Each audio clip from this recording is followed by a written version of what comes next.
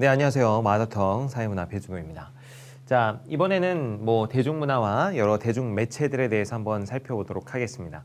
역시 뭐 우리가 일상생활에서 너무 흔히 보는 것들이기 때문에 역시 어려워하실 건 전혀 없고 그냥 잘 봐주시고 이해해 주시면 되겠습니다. 자, 여기 대중문화 뭐 이렇게 나와 있는데 대중이라는 게 뭐예요? 우리 사회 대부분의 사람들을 일컬어서 우리가 대중이라고 하죠. 그걸 불특정 다수라고 우리가 표현할 수가 있어요. 우리 사회를 이루고 있는 전반적인 사람들 대다수를 우리는 대중이라고 표현을 합니다. 그래서 대중문화라는 것은 그렇게 불특정 대다수가 공유하면서 향유하는 문화를 대중문화라고 해요. 근데 이거는 여러분 옛날에 어떤 귀족 유럽 역사를 좀 보면 옛날에 어떤 근대 이전의 중세나 아니면 근대 초기에 어떤 귀족 문화랑 좀 대비되는 말로 이해하시면 될 것 같아요.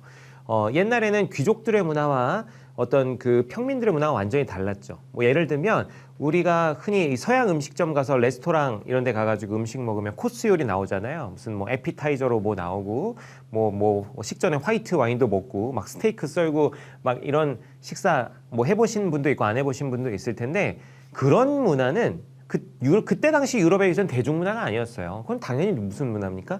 귀족들의 문화입니다. 귀족들의 문화.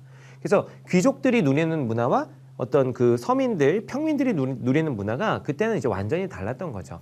그런데 산업혁명을 겪고 나서는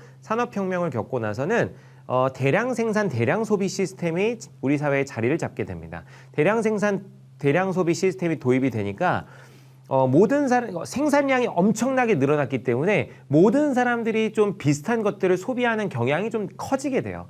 그러면서 등장한 것이 바로 대중문화입니다. 예를 들면 여러분 코카콜라는 사실은 아무나 다 먹죠. 그렇지 않나요? 저소득층이든 중산층이든 비싼 상류층이든 뭐 예를 들면 가난한 어떤 학생도 코카콜라를 사 먹고 대통령이 마시는 콜라도 똑같은 코카콜라일 거예요. 그런 것처럼 이렇게 대다수의 사람들이 어떤 공유할 수 있는 함께 소비하는 문화가 생겨나게 되는데 이것이 바로 대중문화입니다.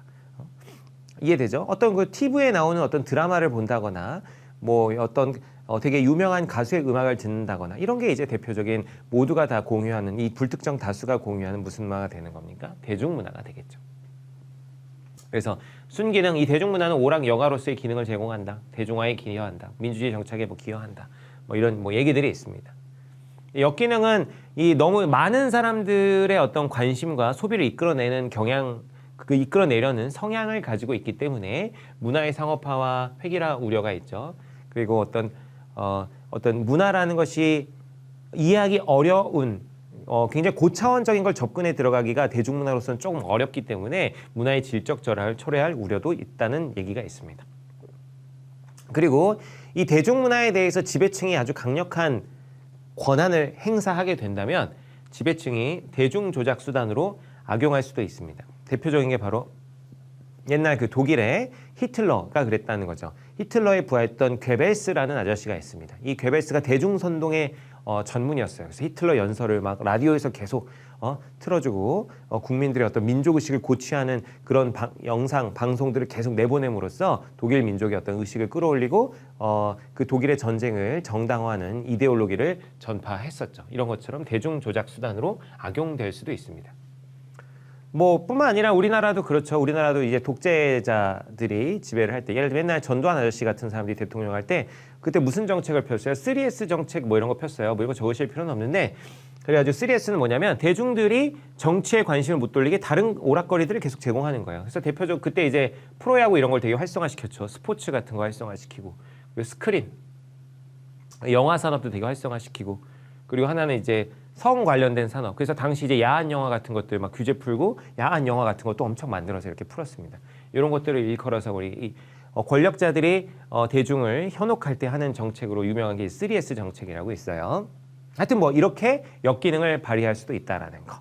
그냥 그렇구나 하시면 됩니다.